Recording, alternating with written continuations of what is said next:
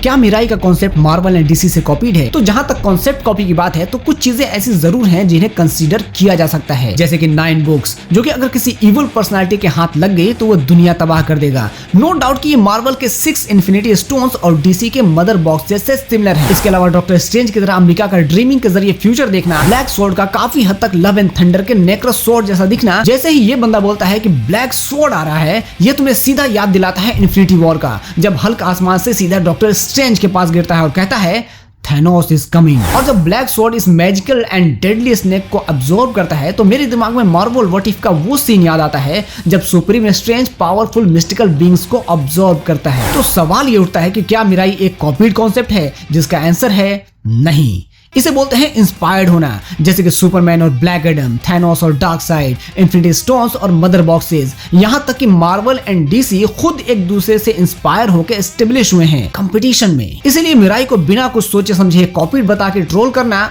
ठीक नहीं है। इस कॉपी पेस्ट वाले डाउट से बाहर निकले और मूवी की बात करें तो मूवी की स्टोरी दमदार है, जो कि शुरू से आखिरी तक इमोशनली कनेक्ट करके रखती है और इस कदर रीजनेबल है कि अगर सीजीआई, वीएफएक्स, फाइटिंग सीन्स और कास्टिंग की बात ना भी की जाए तो भी मूवी की सिर्फ स्टोरी ही इसकी सक्सेस के लिए काफी है। लेकिन ऐसा नहीं है कि इसके सीजीआई और वीएफएक्स पे काम नहीं हुआ है। हालांकि इस कबूतर वाले सीन को देख के क्लियर पता चलता है कि पैसे बचाने की कोशिश की गई है, लेकिन संपाति को देख के समझ आ जाता है कि कबूतर के सीजीआई में पैसे क्यों बचाए गए।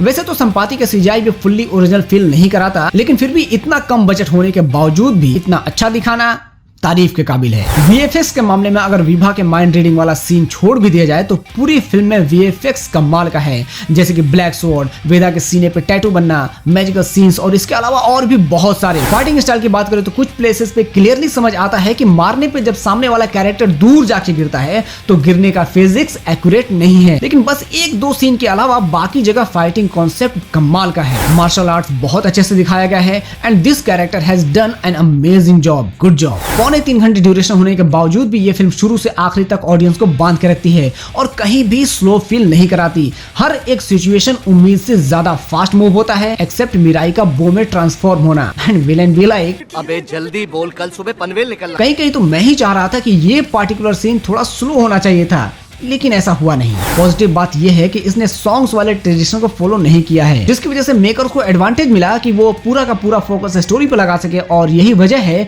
कि अच्छी और रीजनेबल स्टोरी होने की वजह से फिल्म में थोड़ी बहुत कमियां होने के बावजूद भी ऑडियंस का कंसंट्रेशन उन कमियों की तरफ नहीं जाता। पूरी फिल्म में तुम्हें कहीं भी क्रिंजी सीन्स नहीं दिखते हैं, जिसकी वजह है नो लव एंगल। हालांकि लीड फीमेल एक्ट्रेस काफी ब्यूटीफुल है, लेकिन फिर भी मेकर्स ने बॉलीवुड का चूतियापा फॉलो नहीं किया। That's amazing. ऑडियंस को ये फिल्म बहुत पसंद आ रही है, जिसके कई सारे फैक्टर्स हैं, जिनमें से एक जबरदस्त फैक्टर है इसमें दिखाया गया क्लियर ब्रूटल सीन, और जिस क्लियरिटी से इन्हें दिखाया गया है शिकायत की कोई गुंजाइश नहीं। ऑल ओवर बात करूं तो इस फिल्म में बहुत सारी कमियां होने के बावजूद भी मुझे इस फिल्म से कोई शिकायत नहीं है, बट इंतजार जरूर रहेगा इसके नेक्स्ट पार्ट के लिए। हालांकि ये फिल्म किस सिनेमैटिक यूनिवर्स का हिस्सा है ये अभी तक क्लियर नहीं हुआ है, तो अब देखना है कि आगे क्या होता है। So what you think about this movie, comment down below. If you like the video, like the video and also subscribe for the next update. मौज करो।